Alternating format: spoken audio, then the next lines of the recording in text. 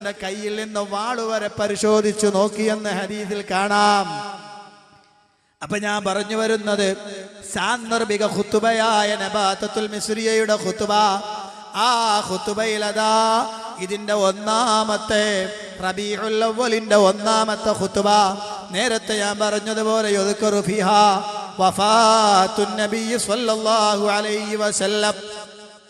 ഇനി നിങ്ങൾ ശ്രദ്ധിക്കണം പ്രിയപ്പെട്ട മുസ്ലിമീങ്ങളെ, ഞാൻ പറയുന്ന വാചകം ഈ റബീഉൽ അവ്വൽ മാസത്തിൽ മിലാദ് ആഘോഷിക്കണമെന്നാണോ ഖുതുബയിലുള്ളത്? അതാ അദ്ദേഹം പറയുകയാണ്, അയ്യുഹൽ നാസ് ഇത്തഖുല്ലാഹ ഇബാദല്ലാഹ് ഇന്നഹു ലൈസ അഹദുൻ അക്റമ അലല്ലാഹി മിൻ നബിയ്യി ولا أشرف عنده من محمد نجيه وصفيه وإنه لم يؤخر عند انقضاء مدته ولم يعمر عند حضور منيته ولقد أتاه في مثل شهركم هذا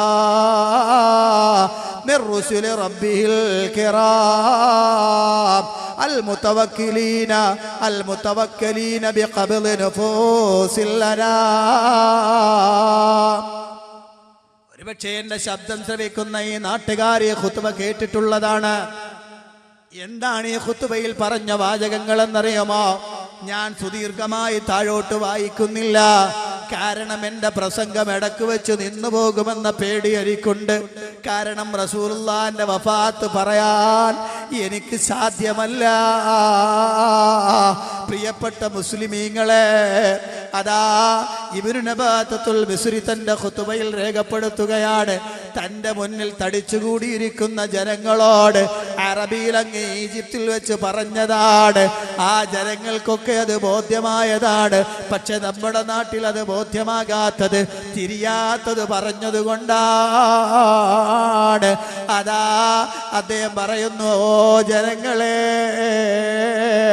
അള്ളാനെ സൂക്ഷിച്ചു ജീവിക്കണേ. അള്ളാന്റെ റസൂലിനേക്കാൾ ഉന്നതനായ ശ്രേഷ്ഠനായ ഒരു മനുഷ്യനുമില്ല.